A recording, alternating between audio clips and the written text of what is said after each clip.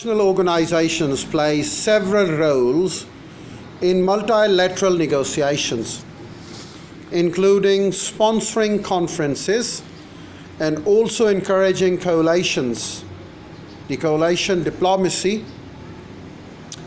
Let's talk about ASEAN, the Associations of Southeast Asian Nations. Let's talk about the Arab League.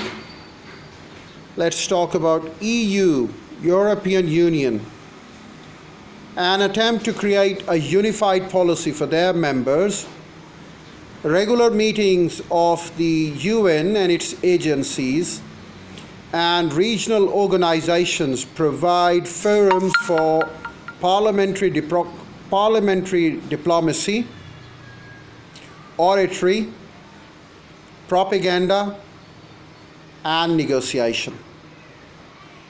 International bureaucracies negotiate with each other and with the individual states. This is particularly true of the UN and the EU, United Nations and European Union, the latter of which has assumed some attributes of sovereignty. UN peacekeeping forces have played an important role, and the Secretary General engages in third-party diplomacy to bring feuding states to agreement, or at least to keep them talking until the quarrel has faded. States, specialized agencies, and regional entities also conduct third-party diplomacy.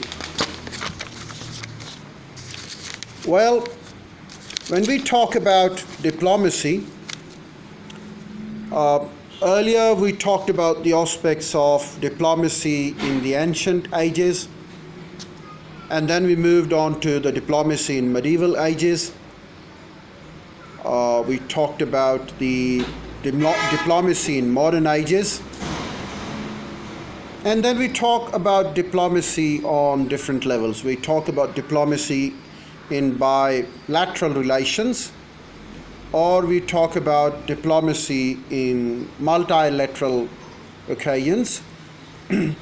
We talk about treaties, we talk about agreements, we talk about international platforms, we talk about United Nations, we talk about European Union, we talk about NATO, we talk about North Atlantic Treaty Organization, we talk about Warsaw Pact, we talk about ASEAN, we talk about CETA, we talk about Baghdad Pact.